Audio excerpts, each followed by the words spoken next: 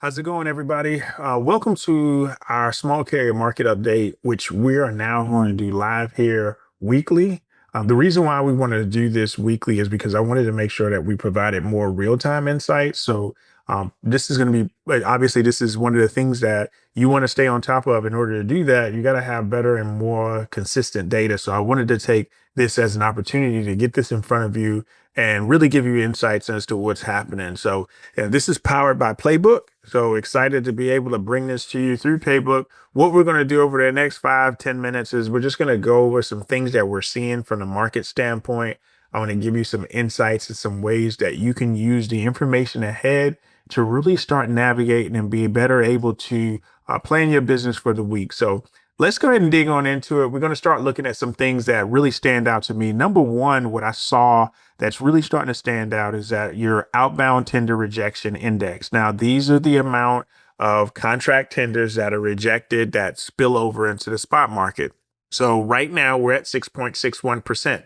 So basically what that's telling you as a small carrier is that roughly about 93.5% of contracted freight is being hauled and 6% of it is being spilled over into the spot market as a rejection. The higher the rejection, the higher the rate. So when you go back and you take a look at here, right at the midpoint of December into January, we had high outbound tender rejection, and obviously we definitely had high rates. So to give you a comparison, I'll go back 5 years so that way you can kind of see what that looks like. These rejections here, that in the COVID times, man, we had like 27% rejection rate, rejection percentages. And then now we're at 6, which is more on the normal side. Anywhere between 7 to 9% is pretty much normal. But just wanted to give you an insight on what that looks like. So right now, again, we're sitting right at 6.61%.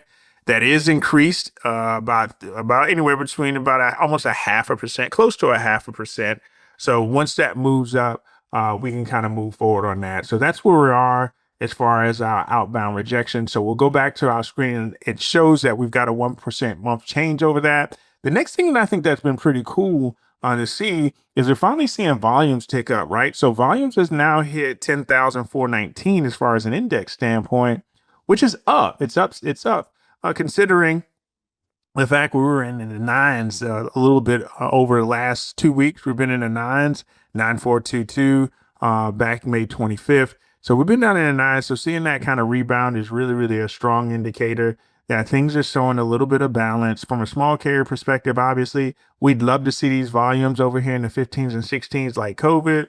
Not going to happen anymore, but at least seeing them in the 12s, anywhere in the mid high 12s, I think that would be a good indication of where we're at as far as the small carrier market. The super successful people are part of the 1%. They're part of that very, very small percentage. That's why I don't want you to do things that everybody's doing. I want you to do the small things that nobody else is doing. The people that are most successful in this business treat it like it's the only thing that's bringing income into their household. If you do that, then you'll have the same results. The people that I see most successful in this business operate like they have no other chance. They have nothing else going. This is the only breadwinner that they have in play. I'm Adam Wingfield, and this is the Freight Waste Playbook. The next thing we look at is the overall diesel fuel prices. Diesel fuel prices are down to $3.45 on the rack, which is really, really good for us. As long as it kind of stays around $3.50, I think that we'll have some good things heading into the summer when it comes down to it. Then when we spill over into the spot rates, and let's look specifically at your van spot rate per mile, it has dropped. It started off, we got to a high about 230, 233 actually back on May 18th. And that was the highest that we've seen, honestly, since, if you want to go back to about February. But 233 is where we were at as far as a high. That was during Blitz Week. We're now kind of just dropped off a little bit down to 228. That's the National Truckload Index that we have over the last 7 days. Obviously, we've been watching that. That's a really strong indicator on what the spot market's looking at from that standpoint. And that's the one thing that I want you to be very, very mindful of.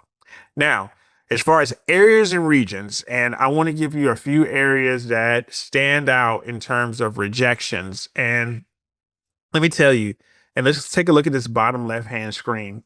What you see on this screen is that the deeper the blue, the higher the rejections, meaning that you're going to find more freight opportunities in these particular marketplaces. And it is likely that you're going to find higher rates as well. So you look at the Las Vegas market, outbound rejections is at 17%.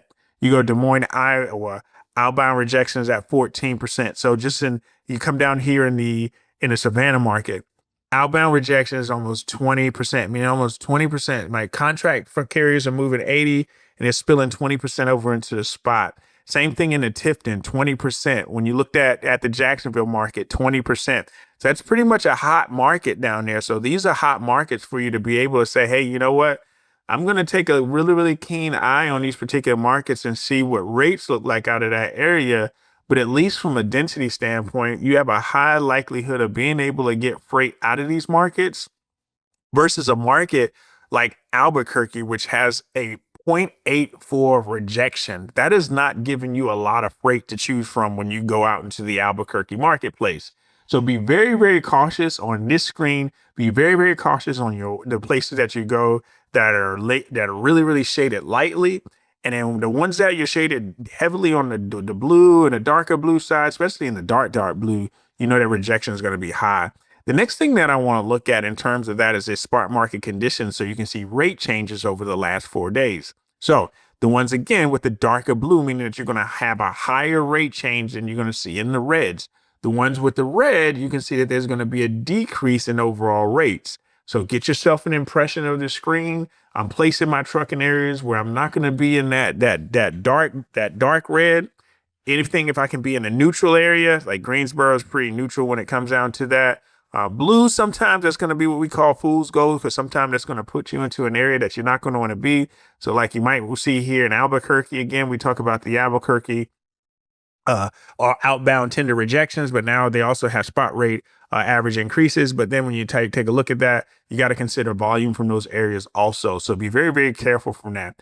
Next thing that I like to see, and I'm going to show you, this is your volume. And the volume is going to tell you where the freight is. The volume of freight indicating a lot of more spot market opportunities. The deeper the blue. So when you look down into that Southern California, that Ontario, Los Angeles area, you got deep blue there. You got deep blue coming out of the Dallas marketplace, and you got deep blue coming out of Atlanta. These are areas that you're going to be able to find a really good volume mix that's going to help keep the truck moving, provide you with a significant amount of volume, which is really, really important to see. So I really, really like to see those type of areas too when I kind of place those out. Now, these are insights for all truckloads. So it's a combination of van and reefer. If we back that out to van, we see that demand in terms of tender volume on the van side is up 11.8%. If we going out in a reefer, we see it's up 10%. We see capacity overall in terms of rejections is up 12%. And then also in a reefer, the spot rate per mile, and you're looking just at reefer itself, spot rate per mile in reefer has taken a 10-cent drop off since the 18th. It's down about 250, but still 250 is about the highest that we've seen on the reefer side since April. So we're going to keep a close eye on that, see if we can see any improvements as we go further into the season. But I really, really like the way we're heading in terms of just a little bit of more balance and equilibrium. Now, also what I like to look at too, from a standpoint of where we're at, is just looking at trade war and what the trade war is doing. Give you a quick glimpse on what's happening as far as the trade war. We're showing expansion on warehouse capacity, inventory levels, and warehouse pricing. That gives us an idea on that logistic managers index gives you an idea in terms of how much volume of freight you can see that's domestically available. So that tells us and gives us better insight on how we can kind of predict. Just got to be just really, really mindful when it comes down to that. So overall, I just wanted to get on here, give you a little bit of information as we go down into it, what we see from a market standpoint, give you a little idea on what to take a look for, how to kind of move, how to position yourself. We'll be back on here next week. We'll come down here on work next week. I'm going to dig deeper into your weekly top moving markets. And then I'm going to also show you some real-time rates from specific point to point to make it helpful. So hope this helps. Hope you have a great week, and I will talk to you soon.